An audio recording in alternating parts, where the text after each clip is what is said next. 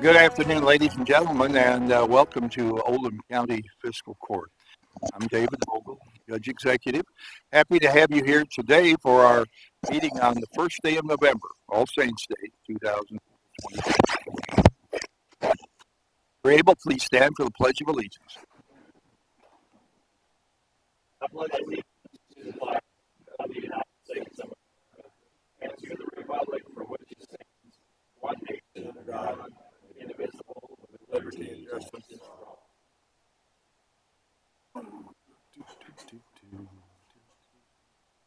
Please turn all cell phones to off or vibrate, and I'll try to remember to do the same with my own here. And I'm going to ask the court to accept the appointment today of Tina Schaaf as our acting fiscal court clerk. Second. All in favor, please say aye. Aye. Motion carries. Thank you. Tina, will you please call the roll? Mr. Likens. Mr. Tice. Woosley. Here. Mr. Greenwell. Here. Mr. Hounds. Mr. Hawkins. Here. Mr. Dye. Mr. Logson. And Judge Vogel. Having all members of the fiscal court present, this meeting is now in session. Is there a motion to accept the agenda? Second. Are there any additions? I would like to add under just personnel actions G, we'll have under number 1, we'll have a number 2, and that's the appointment of an individual to the Westport Fire Department. All right, hearing no further comments, all in favor, please say aye. Aye. Motion carries. Now, Tina will read the minutes from our last meeting.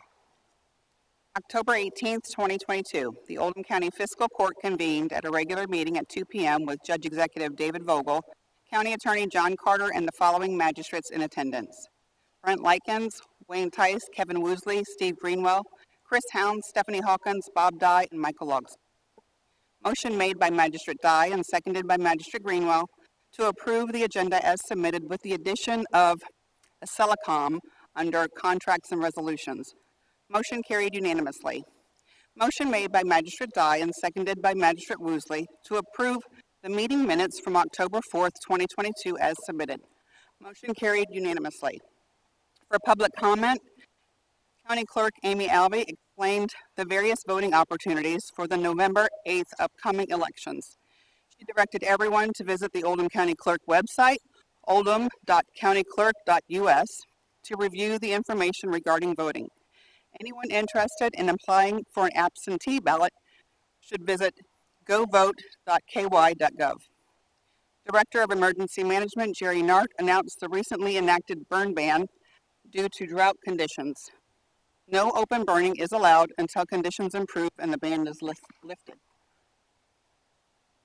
Director Nart also explained how to receive notifications from the burn ban about the burn ban and other important events by signing up for Smart 911 at oldhamcountyky.gov. Judge Vogel provided comments regarding the recent candidate forum for the upcoming Board of Education election.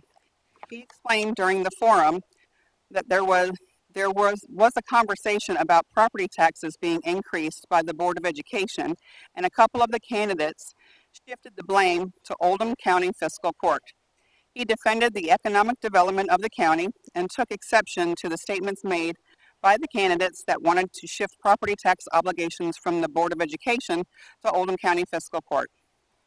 Bid openings for the pool renovations. The following sealed bids were opened and read aloud for pool renovations: GMS Construction and Cloveport Services in Jeffersonville, Indiana, $4,800,000. W Principals LLC, Mount Sterling, Kentucky, $4,570,000. This should say the bids were provided to the chairman of the Parks Committee for review and recommendation. Bid opening for the Oldham County Fiscal Court Network reconfiguration.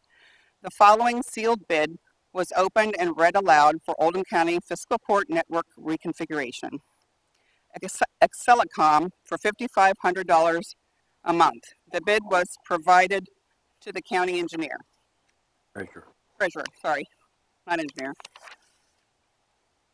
County administration for payables, motion made by Magistrate Hounds and seconded by Magistrate Woosley to authorize the payment of the payables as submitted.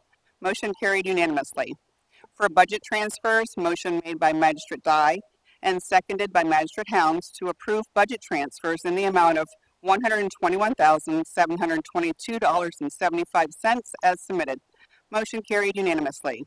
For salary transfers, motion made by Magistrate Dye and seconded by Magistrate Helms to approve salary transfers in the amount of $27,897.39 as submitted. Motion carried unanimously. For community business, the first reading of the zoning map amendment for Sanctuary Falls Phase 2, 5601 and 5621 South Highway 1694. Ryan Fisher, Senior Planner for Oldham County Planning and Development Services, presented the first reading the zoning map amendment for Sanctuary Falls Phase 2, 5601 and 5621 South Highway 1694, ordinance number KOC 22920315 as submitted. The second reading is scheduled to take place at the Fiscal Court meeting on November 15th, 2022. For committee recommendations and reports, the second reading and public hearing proposed Forest Park Drive speed limit reduction. County Engineer Jim Silliman presented for a second reading public hearing the proposed Forest Park Drive speed limit reduction. Judge Vogel asked those wishing to speak during the public hearing to approach the podium. Jack Turner of 2300 Forest Park Drive and Kevin Sandrella, 2002 Forest Park Drive, both spoke in favor of the speed limit reduction.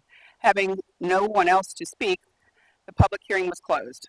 Motion made by Magistrate Greenwell upon recommendation from the Road Committee and seconded by Magistrate Hawkins to approve reducing the speed limit from 35 miles per hour to 25 miles per hour on Forest Park Drive as submitted. Discussion followed and motion carried unanimously. A Celicom contract. Motion made by Magistrate Helms and seconded by Magistrate Woosley to award the contract for fiber network reconfiguration to a Celicom for $5,500 a month with an option to allow Oldham County Fiscal Court to build fiber from the Road Department, the jail, and South Oldham Government Center, reducing the Celicom fee to $3,550 a month after beginning to use fiber built by OCFC through the Kentucky Fiber project as submitted. Discussion followed and motion carried unanimously. For personnel actions, the Road Department, motion made by Magistrate Likens and seconded by Magistrate Greenwell to hire Robert Flood as Equipment Operator 1 at $17 an hour effective 10/31/2002 as 2022. Motion carried unanimously. For dispatch, we had motion made by Magistrate Helms and seconded by Magistrate Woosley to hire Lacey Reber as Telecommunicator 1 at $18.40 an hour effective October 19th, 2022 as submitted. Motion carried unanimously. For the police, motion made by Magistrate Likens and seconded by Magistrate Woosley to change the effective date for Dean Crumbaugh, who was hired as a 5-year lateral police officer at the 10/4/2022 meeting of Fiscal Court, to 10/21/2022 from 10/23/2022 as submitted. Motion carried unanimously. Judge Vogel announced the resignation of Seth Goodlett from the Police Department effective October 26, 2022. For a public comment, Director of Planning and Development Services Jim Urban formally introduced Senior Planner Ryan Fisher to the members of Fiscal Court, and he thanked former Assistant Director of Planning and Development Services Amy Albee for helping with the transition. For announcements, Magistrate Dye commented on speed limits and that it boggles his mind how people speed through subdivisions, even the subdivision in which they live.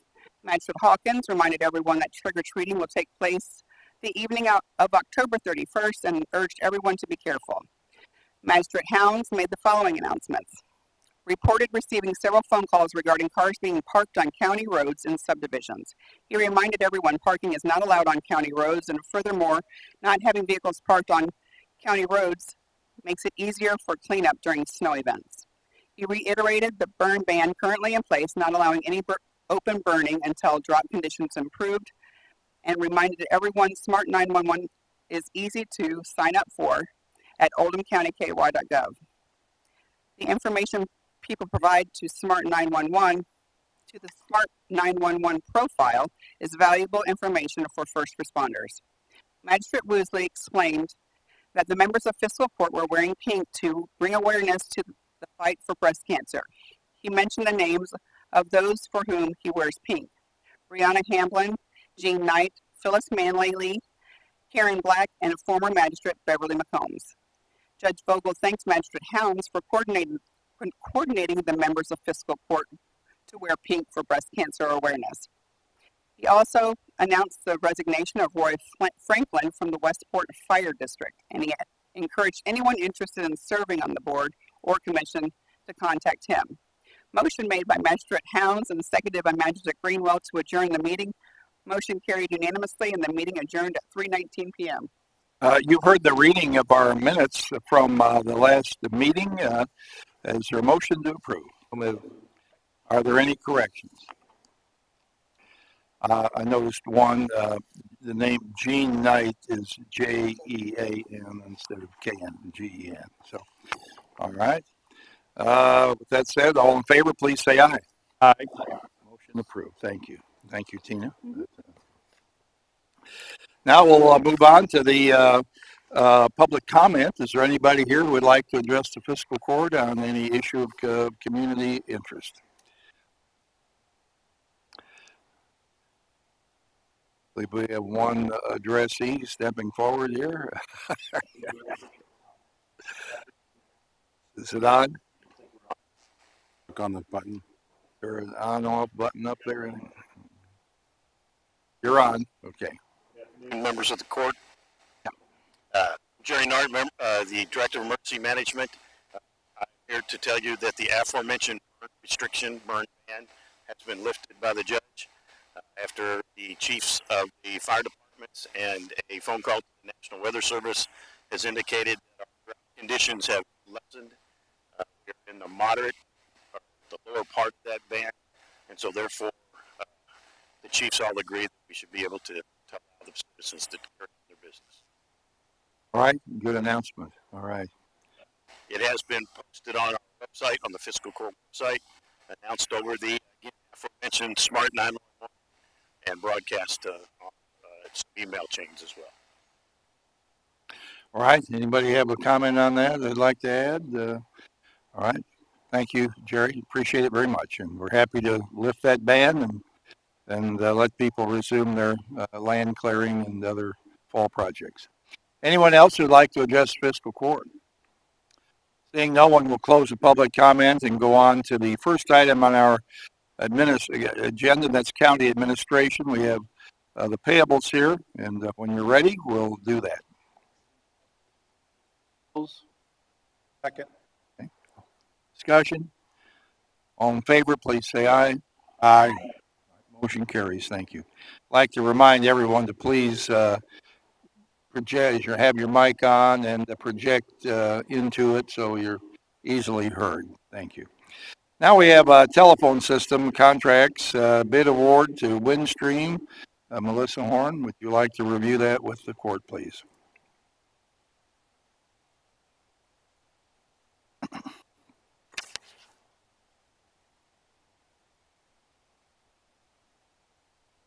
April.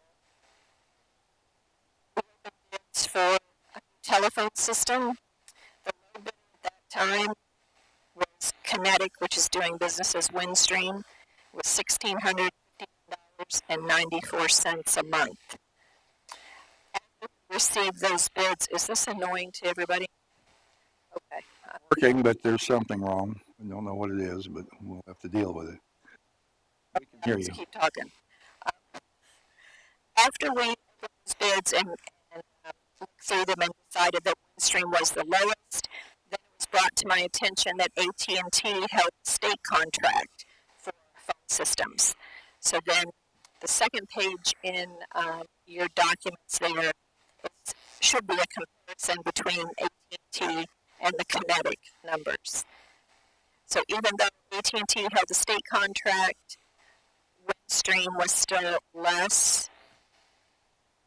And so at this point, I'm asking you to please award the bid to Windstream at $1,383.39 a month. Second motion. Second. All right, motion made and seconded to award our telephone system to Windstream. Is there any discussion? Magistrate Hounds. This is for the devices and for dial tone, essentially, right?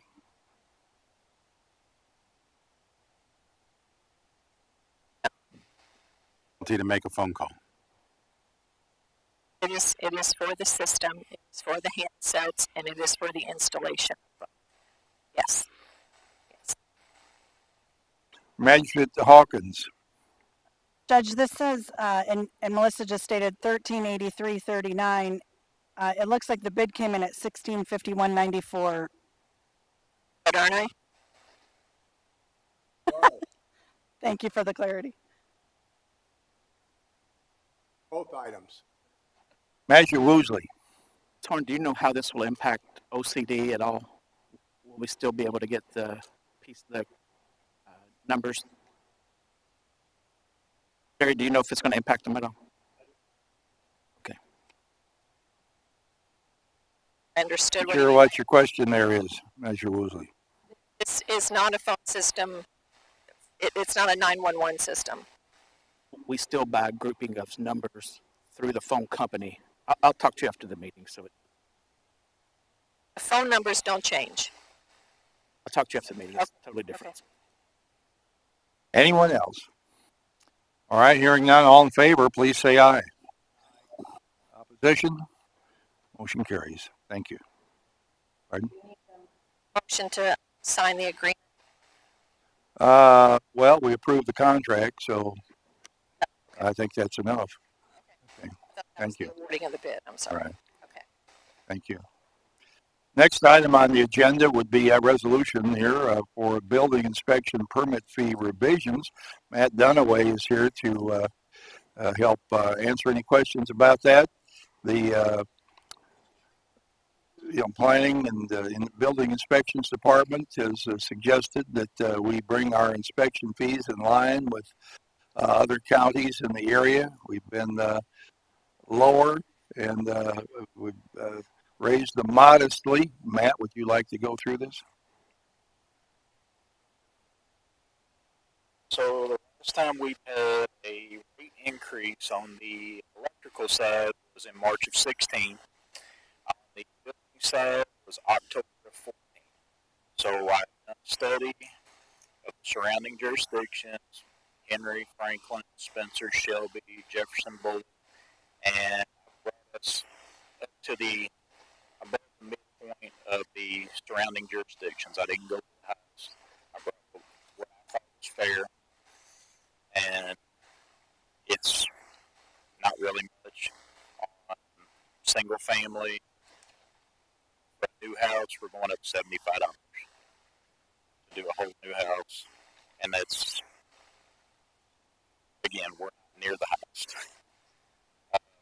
On commercial, same thing. We did change the commercial up to go to a percentage of contract instead of going by line items, which is becoming a general consensus across the board for all jurisdictions. Makes things easier on us as inspectors instead of having to go out and count every item. Make sure that that's exactly what they apply for. This way, we take their contract that they submit to get the job, they present it to us with the application. That's how we figure their permit fees. The building permit fees, just a couple of cents on the square foot. Pretty much across the board, just about 2 cents on each line item.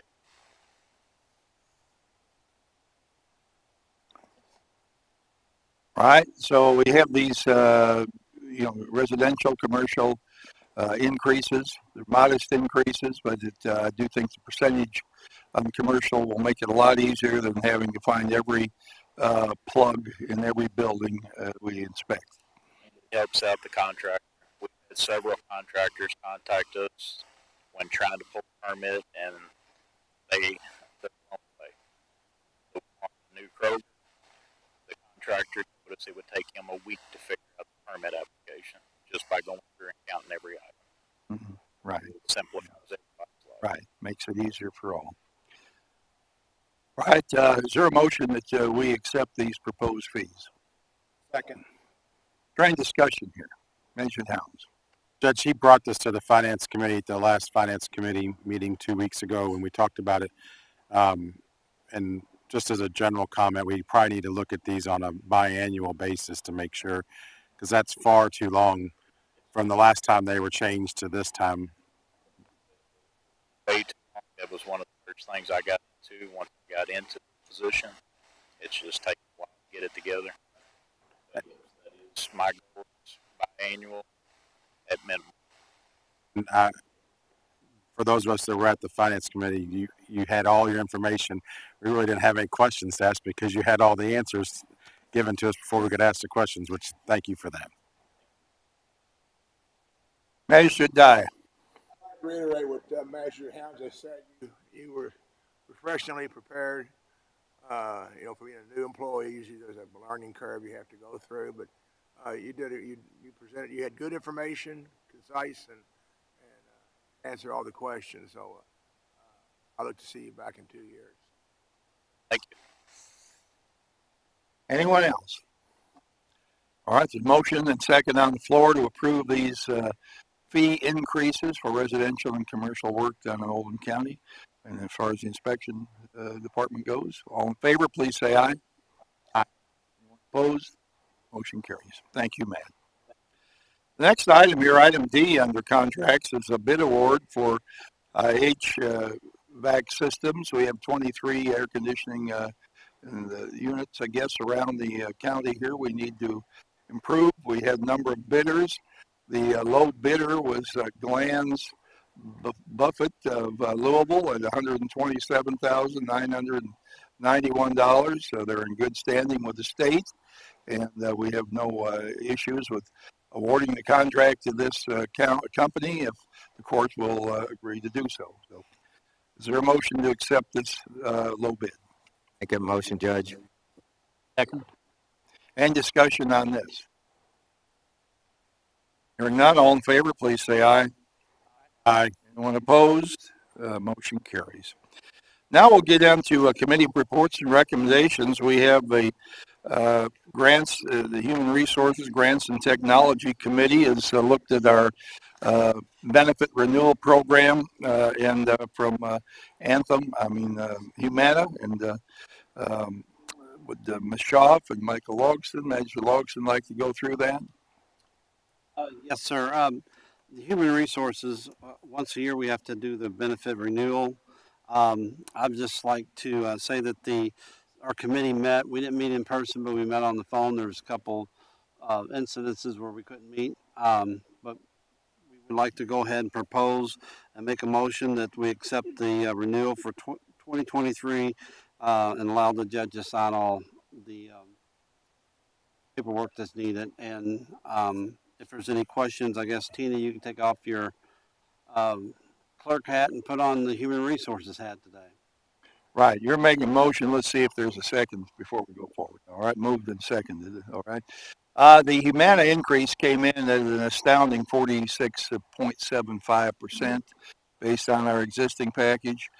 That's something that is just too big a pill to swallow.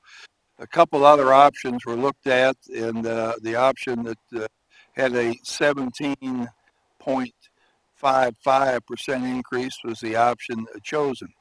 It, I don't want to take your thunder away from you. If I make a mistake, you correct me, okay?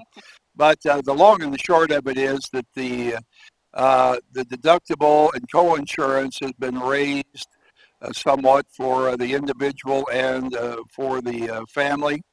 However, the employee and the family out of pocket will be just slightly more. I think we go from $1,800 to $2,000 on the individual. That's a $200 additional risk for the year on any employee who basically, has any high claims. And on the family out of pocket will go from $3,000, from $2,800 to $3,000, I believe. Now there are some adjustments within the program overall, where the deductible and the co-insurance seem higher, and they are, in the sense that the employee will could potentially be laying out more of his own money or her money along the way, but each employee has an opportunity to submit claims to our health reimbursement program, and those claims will be refunded to the employee once they exceed the $2,000 for an individual, or I guess is it $3,000 for a family? Right. So the overall risk to the employee and family is just slightly increased, even though our overall amount of increase is 17.5% for the entire program. The court, we're suggesting, absorb the rest. Health insurance is a very much a needed commodity. We all need it. We all need a good employee benefit program to maintain the good staff we have. And so I'm hoping that everybody will, approve this. The dental and vision plans remain the same for 2000 for the coming year, so that won't have any impact there. But so, Mr. Logston. I'd also like to add that one of our colleagues asked us if we bid these out. We did ask for bids, and Humana is the only one that wanted to bid on it. Is that correct, Tina? The other carriers declined to bid this year, yes. I mean, it was bid out, so I just don't want everybody to think that we just stuck with Humana. So, right, this is, we tried to bid this out, but the long and the short of it is that other carriers are going to, even if they bid, they're going to demand to know what your experience is. And our experience has been, negative this last year. We've had, some exceedingly high claims. This is the risk that we're all in, insurance companies involved in, we're involved in, but the insurance company's not in the habit of, there aren't any of them in the habit of purposely losing money or buying business. They're going to look at what your experience is. They're going to add their overhead into it. They're going to add their expense ratios into it, and they're pretty much going to come up the same. I mean, they know their game. It's like going to a car dealer. He knows the game better than you do, and he's not going to lose. So we've had good experience with Humana over the years. They've paid our claims fairly, I believe. They seem to be very responsive to anything inquiries that are made. I've had personal inquiries that were handled very expeditiously. So, we all look at the big increase at 17% and say, is there somewhere else we could go? But we really don't think there is. Magistrate Hounds. I just want to say that this is always a sticky subject because you don't know how good your insurance is until you have to use it.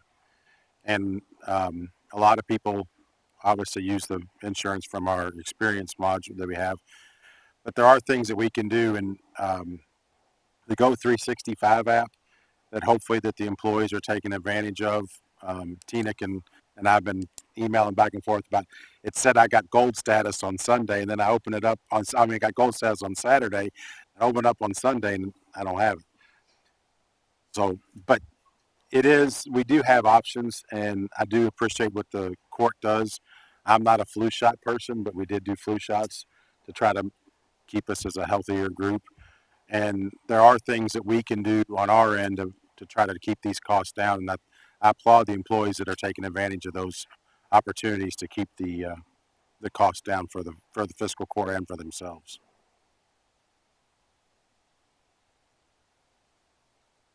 All right. Anybody else like to weigh in on this? I have a comment. Okay, sure. As you die. My wife broke her wrist here 3 or 4 months ago, and amazing when you have like a hairline fracture up to your wrist. It's close, and it wasn't it was like an inline, or it was just broke like just like smooth. It wasn't jagged bones sticking out through the flesh. But it was amazing how much the insurance did pick up on the cost. I mean, just and I'm not knocking what doctors charge. I don't want to have doctors burning my phone up tonight, but the orthopedic guy it was $580 just to look at the X-ray. He didn't take the X-ray; he just looked at the X-ray and determined what it was. And so she's healing up nicely. But he said it's going to be a year-long process to get. And and if you don't take the time to look at what your coverage is and file that paperwork, which I got some of that money back from the insurance company. I just would have said, well, it's that $500. I don't understand that. Well, it wasn't quite $500. It was a couple $100 less. So if you have insurance, and I know that they say the young, healthy people don't worry about insurance too much, and I get it because at one time I was young and healthy, and now I'm old and somewhat healthy. I'm not sure about that, but I mean, you have to be aware that this is a benefit. If you don't take advantage of it, then it's nothing to you. And so take a moment and read your policy and see what you're covered, because especially if you have children. So I mean, it's a benefit that's there for you all. If you're not using it, we're still getting charged for it. So anyway. And we can't agree on the status of your health, but we'll all agree that you're older than you used to be. So, all right. Notice I didn't fall down and break my wrist. Yes, sir. Yes, ma'am. Not yes, sir. No. So I just wanted everyone to know that we do have, the employees are very active in the wellness program, and that experience for this year, our claim experience, was not due to active employees. It was employees not in our workforce right now. So that's what insurance is for. But our employees actually their overall health is improving. Right, and when you get a 46% increase, it's because the amount of money that we paid in for insurance was far exceeded by the amount the insurance company paid out last year. There is a value in having a consistent carrier over a number of years, because it develops a partnership, if you will, where they have to pay the claims, and we know that they're in business to make money in the long run, but they don't. We had several years with no increases at all, so that's been positive too. So anyway, I think we've got a motion to set. Okay, Magistrate Hawkins. Question is for Tina. On one of these lines with the dependent and family, it says that's per IRS regulation that it increases from 2,800 to 3,000. Is it not per IRS regulation on the employee-only coverage, going from 1,800 to 2,000? It is not, but there hasn't been an increase in the employee-only contribution and the employee HRA side of it since we've had this plan. So we figured the $200 increase in the HRA in the claims that the employee spends up from 1,800 was minimal. It's all the premiums are staying the same. The employees are not having to pay any more for premiums. The county is absorbing the 17.55% increase. But we wanted to look at some things different, because the HRA for the family had to increase, but they also didn't see an increase in their out of pocket still. We tapped it on the back side of the HRA, so they're not seeing that change, even though they're having a $200 increase. It's not. They're not seeing it. They're still only out the $3,000. We just, in order for them to get paid out any at first, they have to spend $3,000, and then the HRA kicks in. So the family plan is not going to see an increase in overall, just the amount they have to spend before the HRA kicks in. Does that make sense? Right. What was not increased was the premium for the family plan. So you've got a guaranteed non-increase if you don't need it. But just if you do use the plan, you might have to pay out a little bit more. So. Did you say that HRA, the county matches that, right? Or contributes? Yeah, we contribute to right. It has not increased. It's remained the same. The increase from the county on the HRA has increased. For the employee family plan, it has increased. To help cover that difference. Okay, I understand. All right, are there any other questions? Seeing none, all in favor, please say aye. Anyone opposed? Motion carries. Thank you. Next item here is the Public Safety and Jail Committee. We have the first reading of the record ordinance. And Magistrate Hounds, would you like to introduce that, please?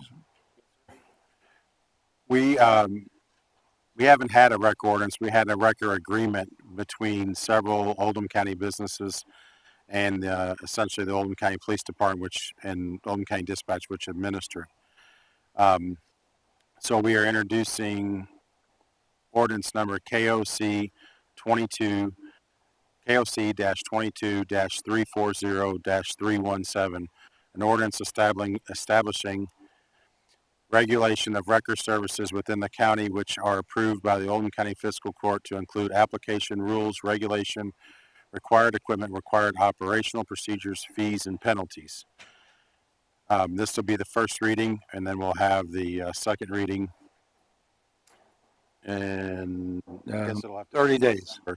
Be the second meeting in December. First meeting. It's a 30-day rule here, so I guess it'll be the first meeting. This is November 1st. I have listened. We are going to do a fee proposal that will be by resolution, so the fees will not be baked into the ordinance per se, and we will talk about the fee structure at a later date. All right. General, this will be, when we do get into the second reading, it'll be a public hearing, and anyone in the community will be able to address the issue, including wrecker or truck organizations. Anybody here have a question today about this?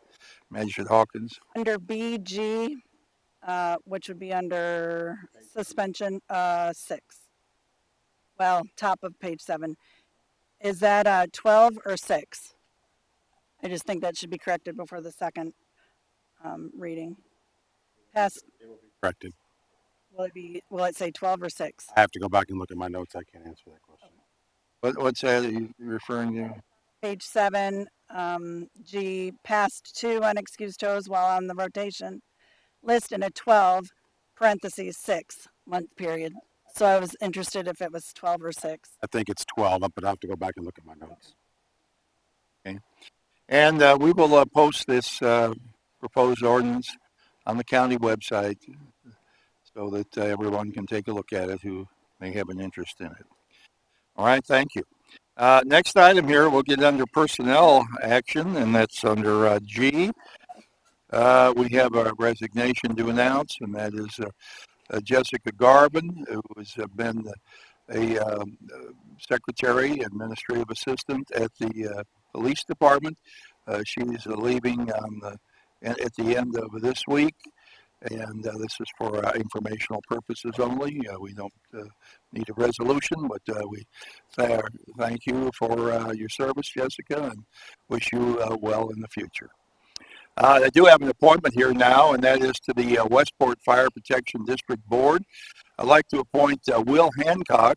This is for to fill the unexpired term of Roy Franklin. Roy was forced to leave the board, and Will Hancock has agreed to serve at least until June 30th of 2023.